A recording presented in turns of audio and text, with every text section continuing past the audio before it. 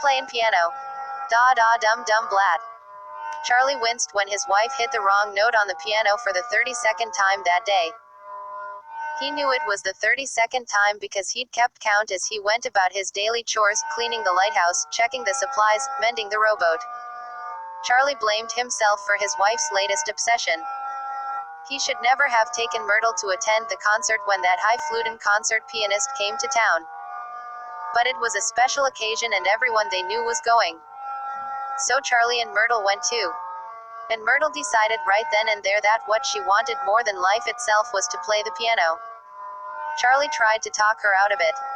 No one in Myrtle's family was any good at music. But Myrtle was stubborn. If she couldn't find a dadgum way, she'd make one. Before Charlie could count to 10, she'd bought a cheap, used piano that was always out of tune, and hauled it over to the island on her brother Jamie's fishing boat. From that day on, it was practice, practice, practice. Morning, noon, and night Myrtle sat at the piano with her piano book open, plunking away at the keys. At first, there was not much to hear, and Charlie could ignore the sour sounds. But after a few months, she got better, and a lot worse. There were parts of her song that sounded pretty good, but she never, ever got that one line right. There was nowhere on the small island that Charlie could go to get away from the sound of the piano, even when he sat in his favorite rocker out in the woodshed with cotton in his ears.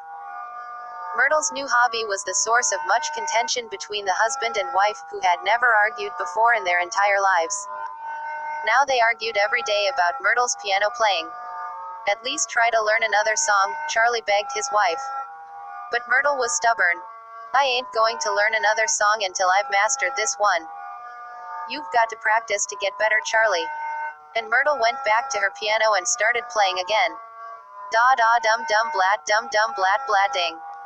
Charlie put on his oilskins, took up a shovel and dug a grave out back of the woodshed. He buried all the little pieces of Myrtle with all the little pieces of her piano. He figured she would have wanted it that way. That night, with the nor'easter raging and pounding the island and the lighthouse rattling and shaking wildly in the blast, Charlie got the best sleep he'd had in months. No more piano playing, ever.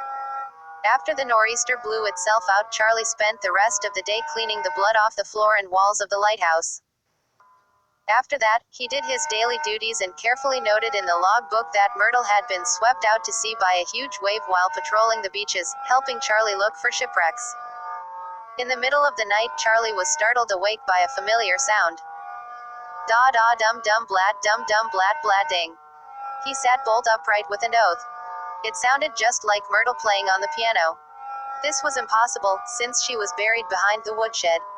Charlie leapt out of bed and felt around for his axe. Blast. He must have left it in the woodshed. He picked up a large piece of firewood and carefully stepped through the door into the main room. To his astonishment, he saw a glowing green, translucent piano standing in the place where Myrtle had put it. The keys of the ghostly piano were playing all by themselves. Da da dum blat blat ding.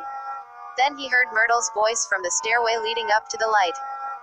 Charlie. I told you and I told you. I ain't going to learn another song until I've mastered this one. You should have listened to me. Charlie whirled around and gazed up the stairs. Standing a third of the way up was the translucent white figure of his dead wife. And in her hands, she held his axe.